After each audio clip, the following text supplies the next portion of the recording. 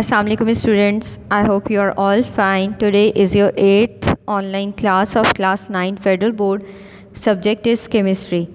This is our first lecture of chapter 2, structure of atom.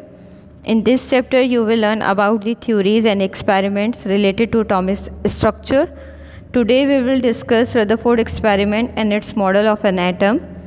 Learning object of this lecture: by the end of this lecture you will be able to understand brief history about the structure of atom, Rutherford experiment to prove the existence of nucleus, and nuclear model of an atom. First we discuss Rutherford atomic model.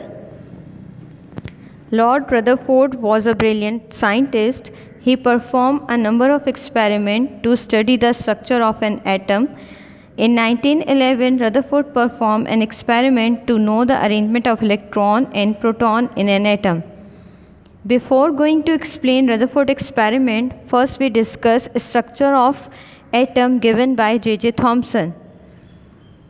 According to Thomson, an atom is similar to a Christmas pudding. The pudding had positive charge and the electron having negative charge were like plums on the pudding.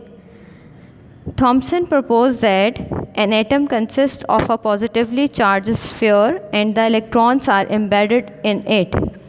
The negative and positive charge are equal in magnitude, so the atom as a whole is electrically neutral. Now we discuss Rutherford atomic model. The experiment performed by Rutherford was a breakthrough in the field of chemistry, which helped us to understand the structure of an atom in more accurate manner. Rutherford overturned Thomson's model with his well-known gold-foiled experiment. This diagram shows the experimental setup of Rutherford atomic model, in which he used a thin gold foil of 0.0004 cm and bombarded alpha particles on it. Alpha particles are helium nuclei that are doubly positive charge. He also used circular fluorescent screen around the gold foil through which he can trace the path of alpha particles. Now what should happen when alpha particles hit the gold foil? According to Thomson model, alpha particle will pass straight through the atom. Only a very small deviation would be accepted. But Rutherford observed that most of the alpha particles pass straight through the foil. Some of them are deflected at large angle and very few of them bounced back.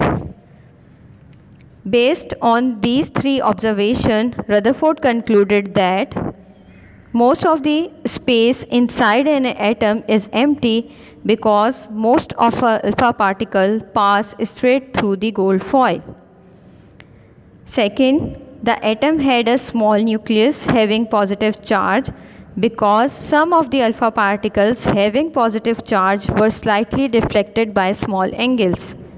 Third, the size of the nucleus is very small compared to the size of the atom because very few alpha particles appears to rebound and most of the positive charge and mass of the atom is in the nucleus. On the basis of these calculations, Rutherford proposed a new model for an atom. An atom has a positively charged nucleus at its center and most of the mass of atom is in the nucleus. Second, the electron revolves around the nucleus in different orbits. The size of the nucleus is very small as compared to the size of the atom. However, theoretically there are many flaws in Rutherford atomic model, which we will discuss in our next lecture. Now it's time to assign you some home assignment that is related to this topic. Do review question number 7. So that's all for today. Thank you.